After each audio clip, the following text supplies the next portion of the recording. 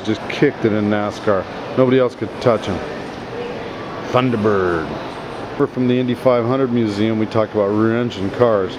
Well, this was the one that put it all together. It wasn't the first rear engine car, but it was when they got everything organized. Almost won the 500. Came within I don't know how many miles, and A.J. Foyt beat him in the very last time with a Roadster. But this was awesome, beautiful car. Ford engine in back, Flintstone tires, very nice car. Monocoque construction, whatever that means. Tucker, you don't see many of these things around. Rear engine. 49 Ford, the first post-war designed car that they built. See this old Buick? We got a story. Right after World War II, my dad stayed in China, and while the communists were slowly taking over, he was in Shanghai helping defend against them. Anyway, rich Chinese guy wanted a new car. My dad's brother-in-law was a factory guy at Buick, so they shipped a Buick over, put it on the docks. The only problem was the huge tariff, and the tariff made it uneconomic. So my dad brought a bunch of Air Force guys over there with a truck and a crane, and they basically bribed the Chinese guys and stole it off the dock. Then they brought it into town, sold it to this Chinese guy, and made $10,1948. And that was the beginning of the famous theory and fortune that I'm experiencing right now, using up, wasting. We call them beetles. My kids call them slug bugs. General Motors and Ford called them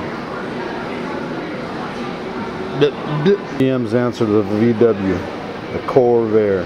1930s streamlined truck. In this case, fuel truck.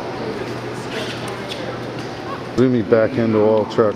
Check out full fender skirts.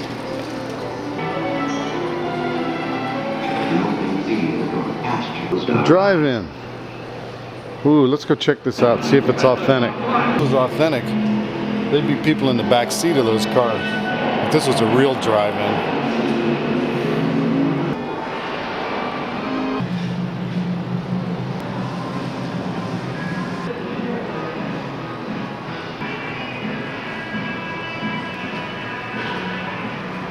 There's Manx, 3 Corvette, except it's the wrong color. I wonder what the story there is. Highboy Roadster? Could be. Forest Garage. Let's see if it's leaking oil. They just waited 30 years. They could have had a Vectra. 64 Vanagon. Or, no, they call them Westphalia campers. 1918. Okay, how's this for a camping trip?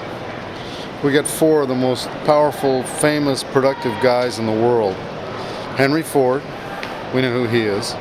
Harvey Firestone, you can probably guess who he is. Thomas Edison, yeah, we got that one down. And John Burroughs, a naturalist. So these 4 guys decided to go camping. Hold on here. And all sorts of gear, and they went camping. Pretty cool. Oops, can't say that. Big tents, big tables, all kinds of gear. Kind of heavy camping you'd call that, I guess. 1918. Interesting to me that captains of industry like that hung out with naturalists. Nowadays, I think the naturalists just sneer at industrialists.